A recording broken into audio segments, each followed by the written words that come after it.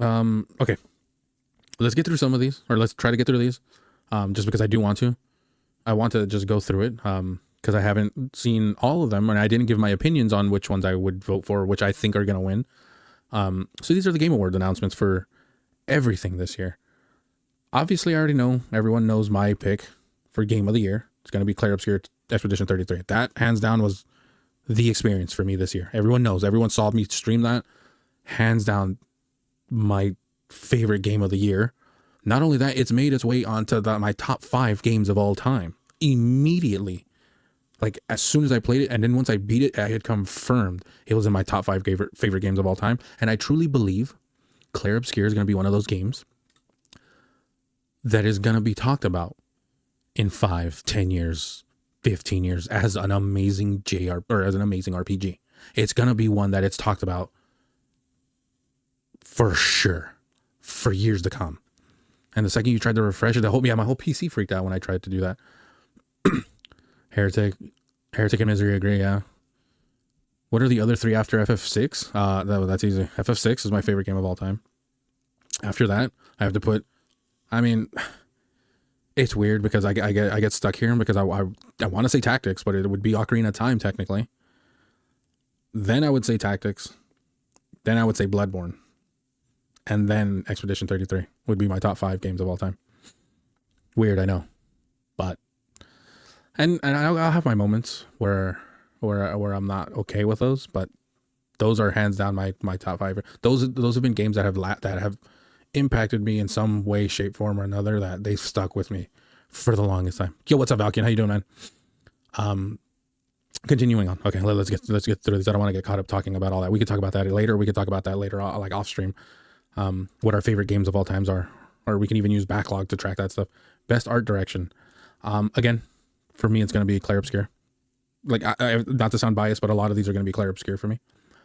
Best audio design. This is where it kind of gets tricky, because I love the audio design here. The audio is great here, but I've also seen some of these other games with their audios, and this one's a toss-up for me, to be honest.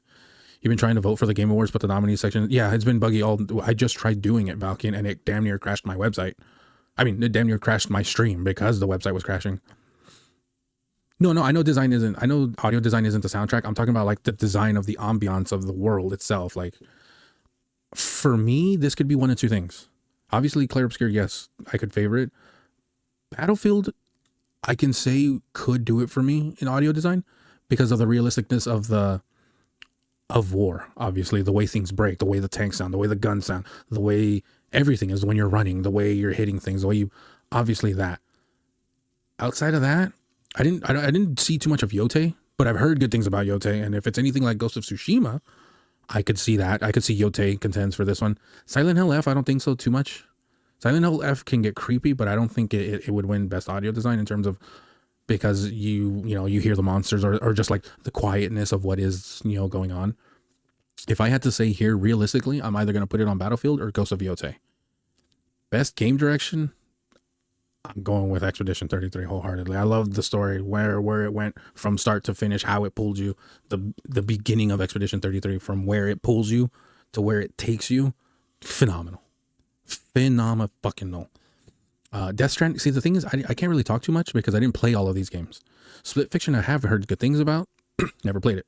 Hades 2, I have played. Great, fantastic, amazing. I didn't get the real endings, and from what everyone tells me, they didn't like the endings at the end either. Death Stranding, I heard good things about. I don't know too much about the story of this one, though. But for me, personally, I'm going Clair Obscur. Best multiplayer, this is where it gets tricky, because when it comes to best multiplayer, what do I personally think about best multiplayer? Is like, am I getting my bang for my buck out of it?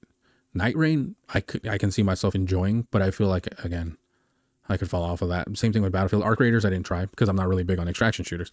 But again, I have heard good things. And this one is an easier extraction shooter for your more casual players to get into. Battlefield 6, I always favored over Call of Duty anyway, so I know I would enjoy. And I did hear good things about the online. Night Rain, I saw plenty of, and it looked fun as shit. Peak, I played plenty of. So if I have to go based off of my own experience, I would say Peak wins it for me. again, Split Fiction, I'm not going to count because I didn't personally play it. I can't really judge it too much. You're waiting for the PC version of Death Stranding 2. Arc Raiders is hella fun, but recently yeah, of course there's recent buys. If I had to say anything, I think these two are going to be the top contenders. Because Peak literally ran all of like summer. Everywhere you went, you saw Peak, and everyone got, not to mention, actually, even right now, if you guys want to check it out, Peak is only like $5 for those that don't have it, and they're still updating it. They just added a new biome, which actually makes me want to go back to play it. Elden Ring Night Rain, I know I would enjoy because I just love Souls games. I didn't go through all of Elden Ring, but I did play some of Elden Ring, and I enjoyed it.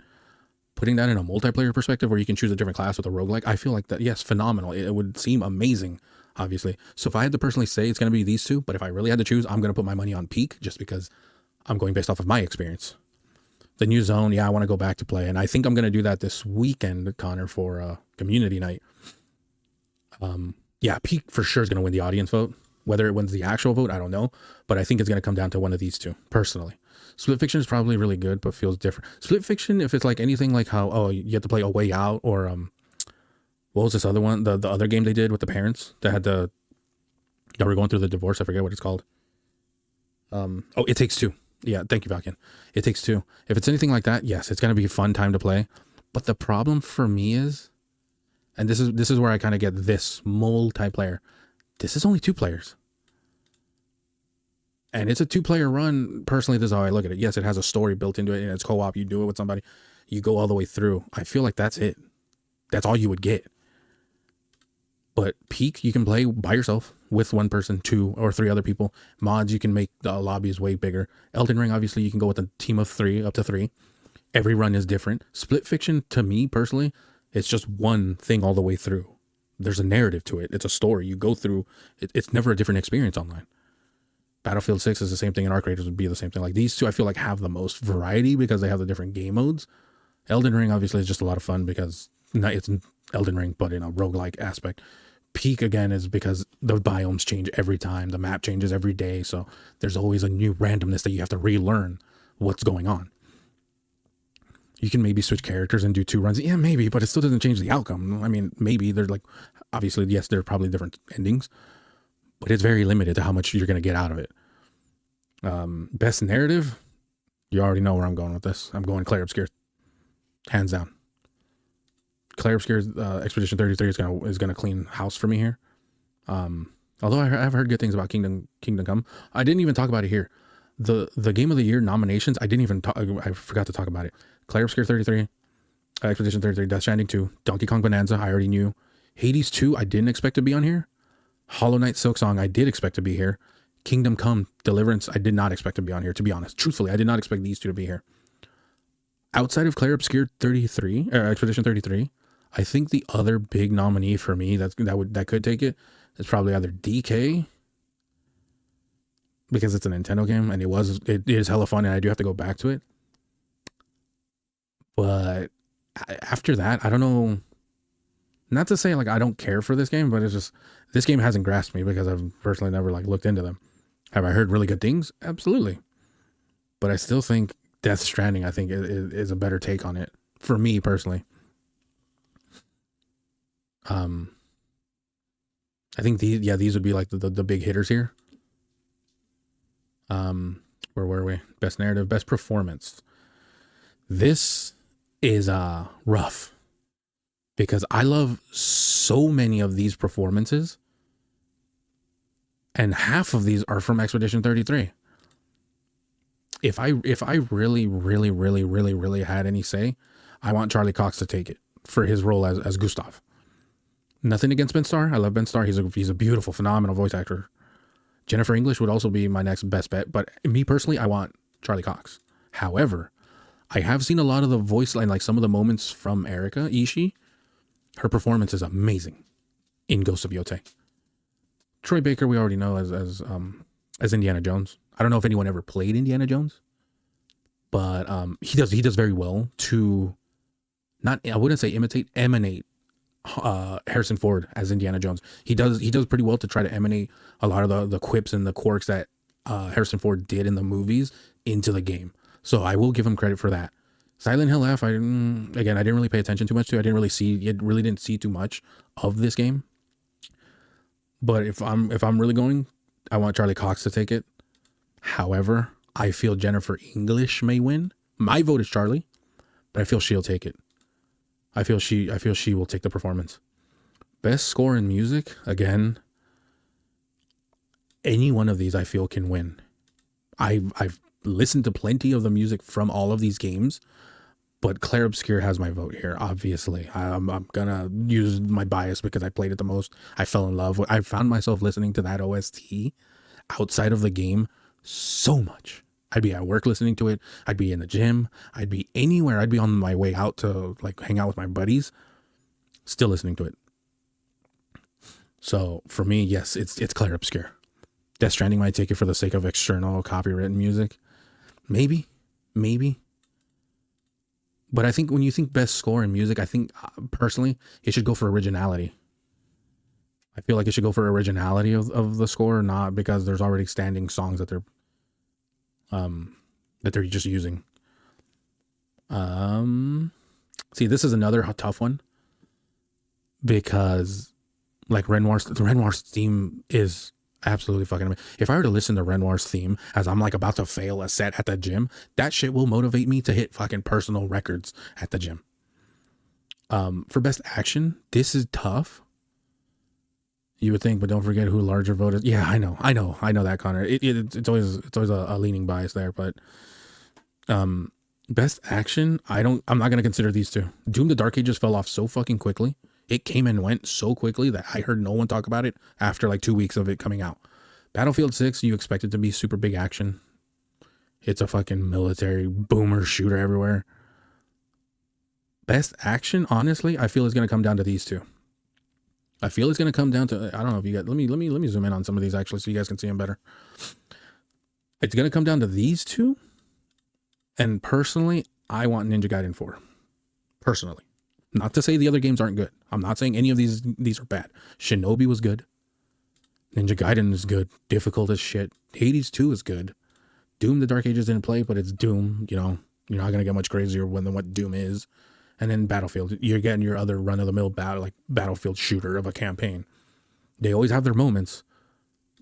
And I think that's the thing is that these two games only have their set moments. Whereas these three, you can only just like, it's jam-packed. Constantly going boom, boom, boom, boom, boom, boom, boom, boom. You're constantly in a battle. You're constantly trying to figure things out. It's always a puzzle. Whereas these two, it's like eventually you just learn the script and you can get through things. But Hades is a roguelike. Every time you die, you go back in. You're fucking you're redoing things brand new. Ninja Gaiden is just known for being difficult. So it's like you really have to know how to get through a lot of these enemies with your parries, with your dodging, and Shinobi, it's a staple. Or it's a return to the classic staple of what Shinobi is. You're going, you're constantly like jumping, boom, boom, boom, boom. You're doing your action bits. You're going through everything. For you, it's Hades 2. I personally think it's gonna be NG4. It's gonna be New Game Plus 4. I'm a little sad that Ninja Gaiden Ragebound didn't get nominated for Best Action, but you know why? It's because they're only gonna choose one property, Valkian. They're not gonna have two Ninja Gaiden games on here. Yeah, Doom and Battlefield 6 are the two weakest links for sure. Should have a... Yeah, I'm surprised they didn't do a best shooter.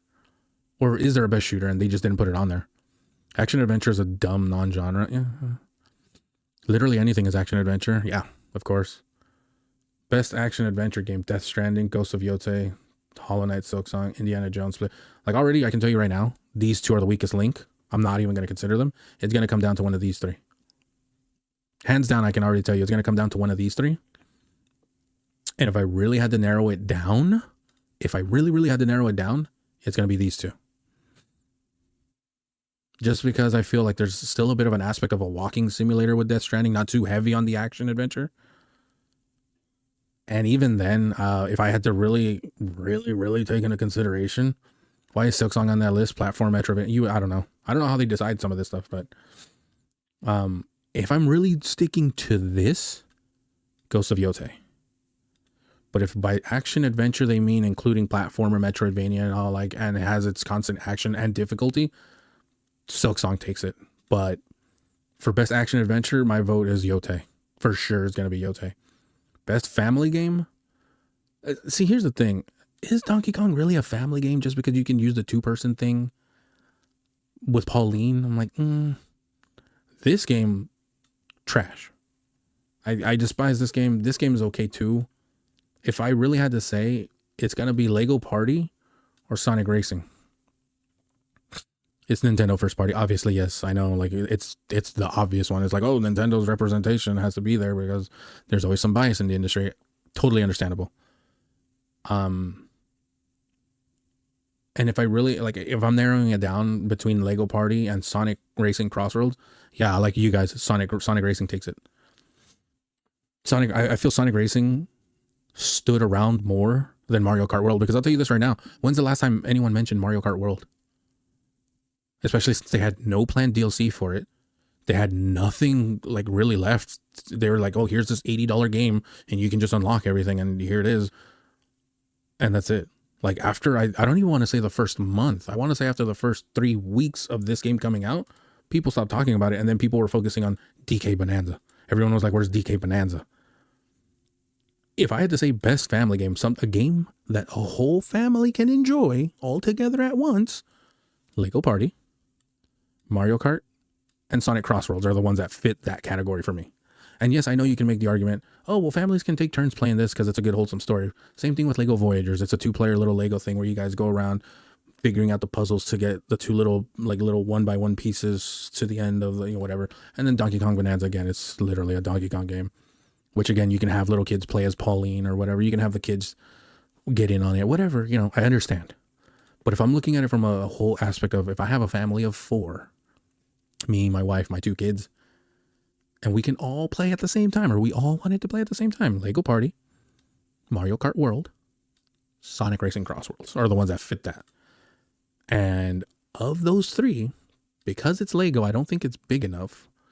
It's going to come down to one of these 2. And then if I had to really say, it's going to come down to Sonic Racing Crossroads winning. Mario Kart World, who, yeah.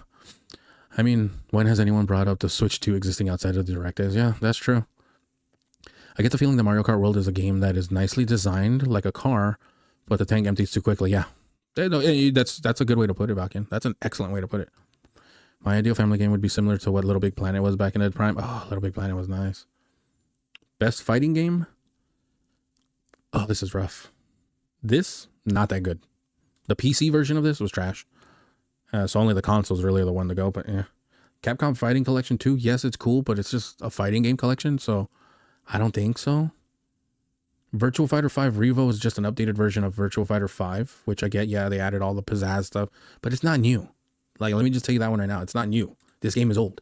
These games are old, and these games are old. They're just bringing them to a new fresh coat of paint, to a new audience that can play them. If I really had to go based off of brand new fighting game that came out this year and people enjoyed, 2XKL and Fatal Fury are my choices. Of these 2, because I know Riot has been getting a lot of traction with 2XKO.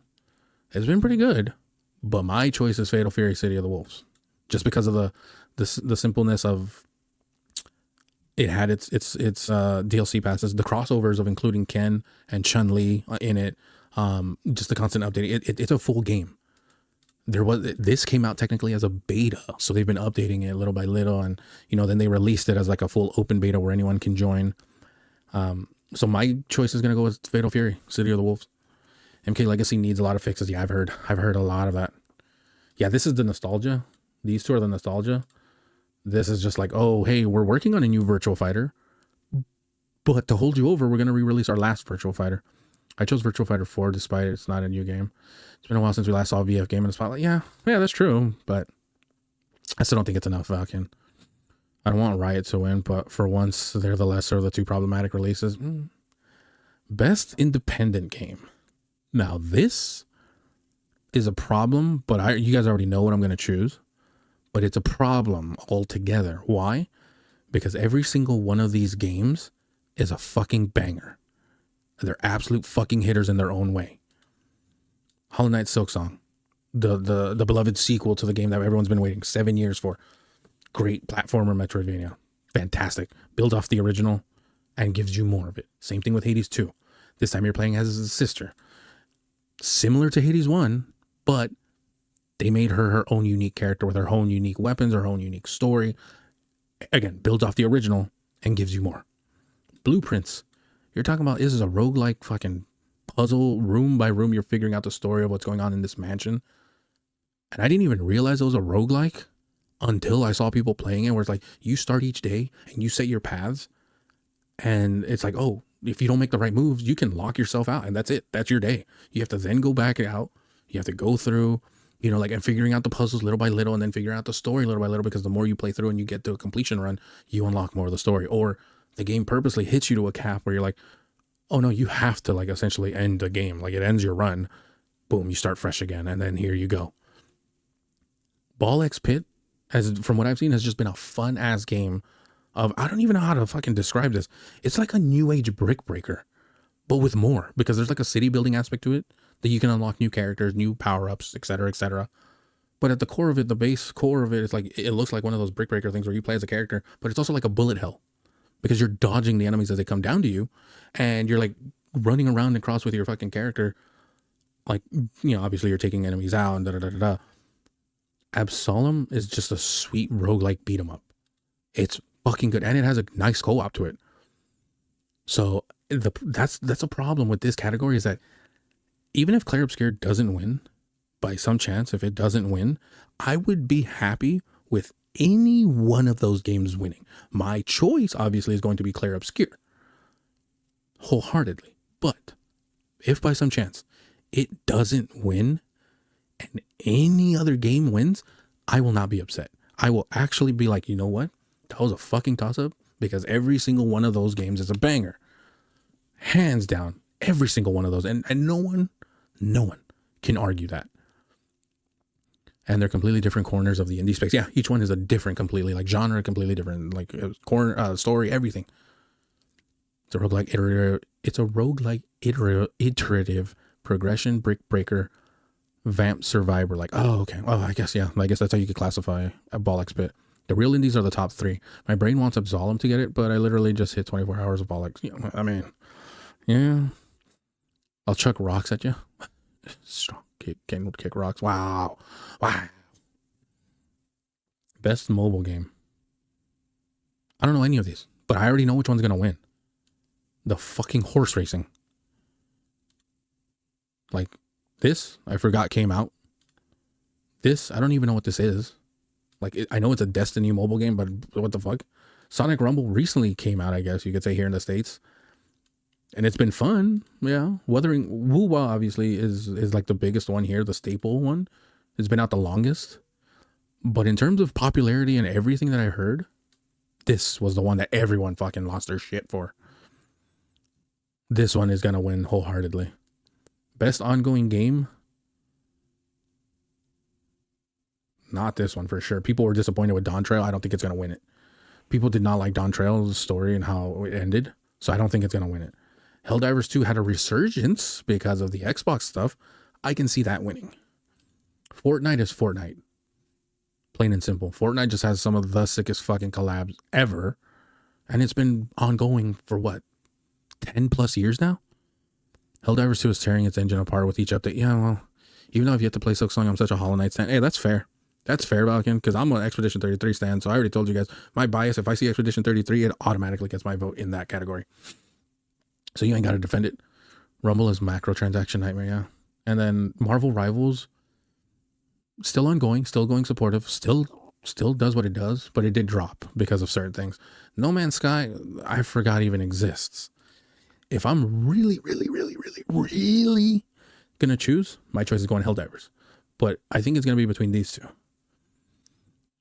Anyway, I'd rather have Sonic Fall Guys than Horse Girl Gotcha. Yeah, that's fair. Fortnite is the popular girl. Yeah. I feel like it's going to come down to these two, but my vote is going Helldivers too.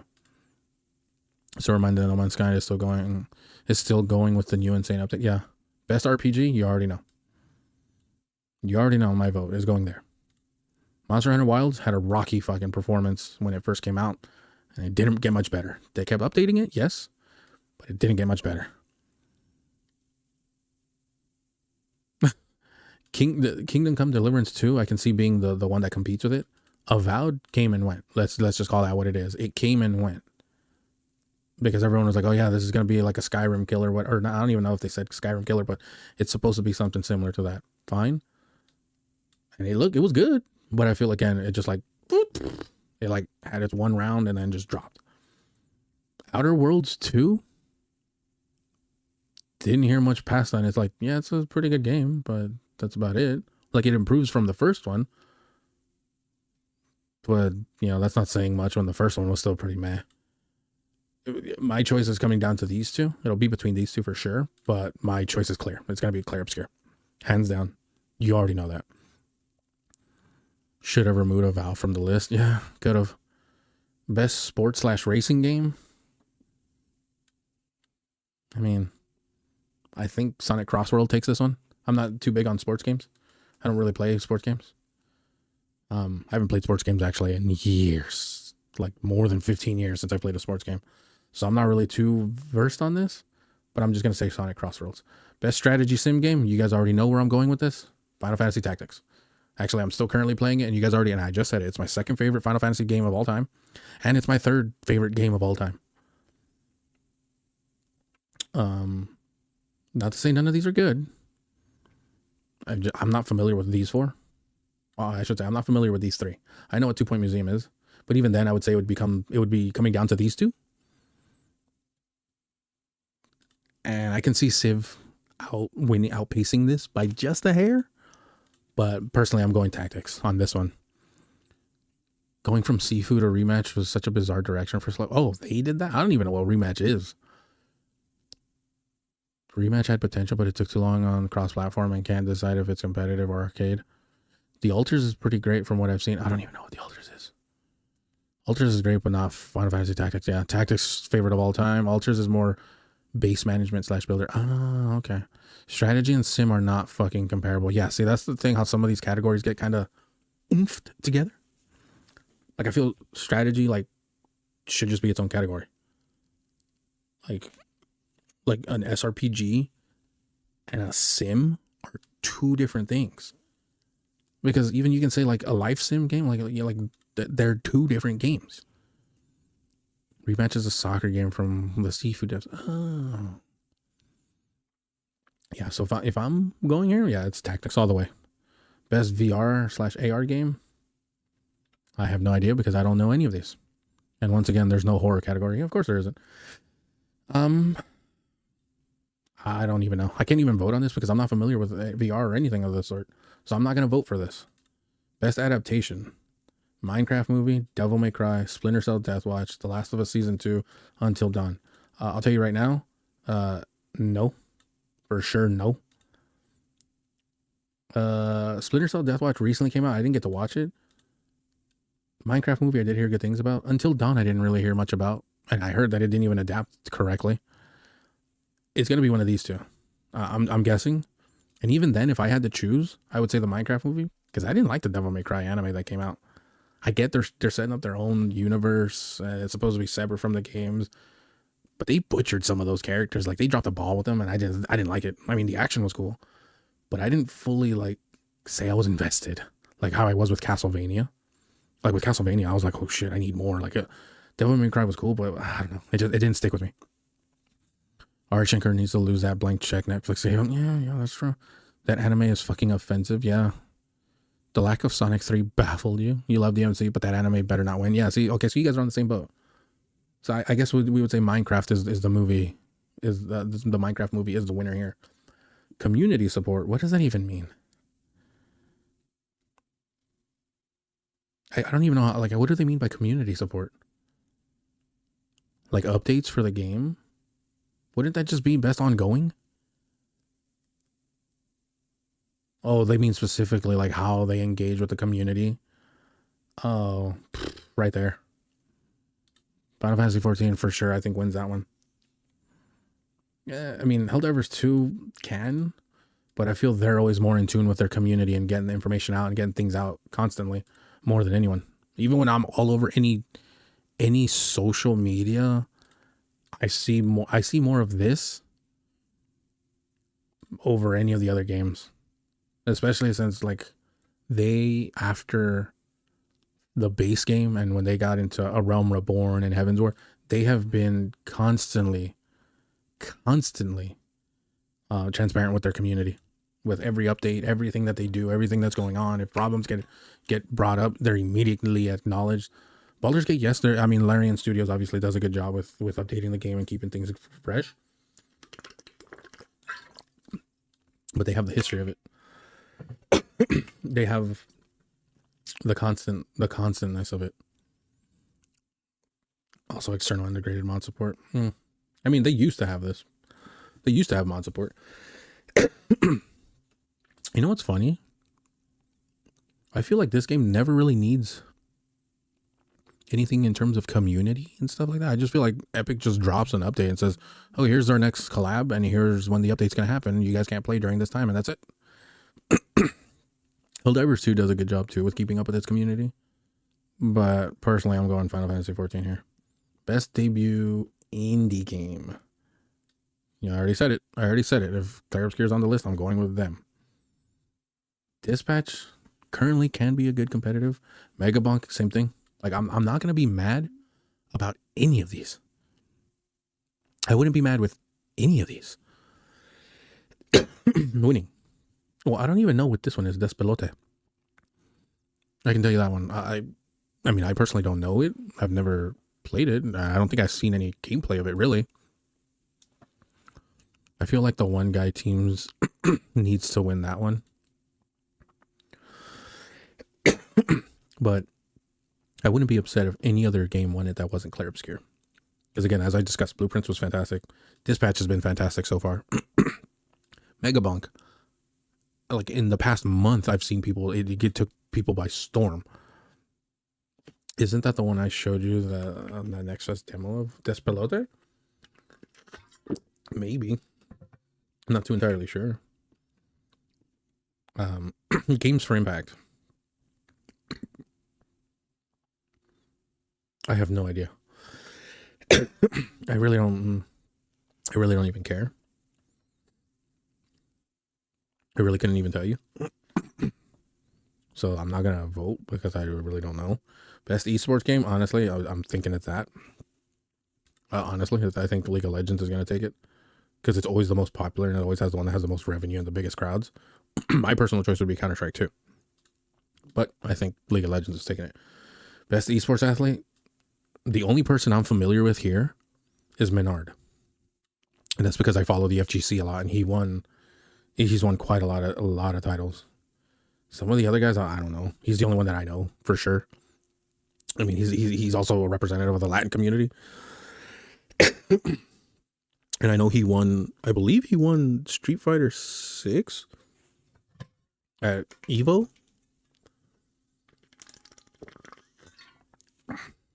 I don't know if he won it this year or last year. But yeah, okay, so it was this year. Best esports team, again, don't care because I don't watch esports like that. So we're just going to fly by that one. Content creator of the year. If I really had to choose a vote here, I'm going most critical. He's won both Evo Japan and Evo America. Yeah, Menard is pretty fucking busted. He's pretty OP at the fucking sticks. I'll tell you that one. If I'm going off content creator, most critical. Not much else. And most anticipated game. And this is where it gets weird, chat. Because honestly, of all of those games there, I don't care for the majority of them. You know, 007 First Light, okay. It's 007 Hitman style. Maybe not exactly like Hitman. Grand Theft Auto I can give two shits about because I don't play those games anymore, and I'm just like not invested in that at all anymore. I have no will to play Grand Theft Auto. Witcher 4, I'm not really a huge Witcher fan. I haven't played the game, so not excited for that. These two games I'm definitely excited for. Because it's Marvel's Wolverine. It's the same, the same guys who did the Spider-Man games recently, but just Wolverine. And from what they showed, it's supposed to be bloody, just like Wolverine. It's supposed to be great. So I'm excited for it. But since I'm such a huge Resident Evil fan, I'm going to say Resident Evil Requiem's going to take it for me. RE9 is close for me as well, but I've yet to play Village. Yeah, so. But for me, I'm going based off, especially because we just played through Resident Evil Outbreak with Stumpy on her stream, and Misery was there too, obviously.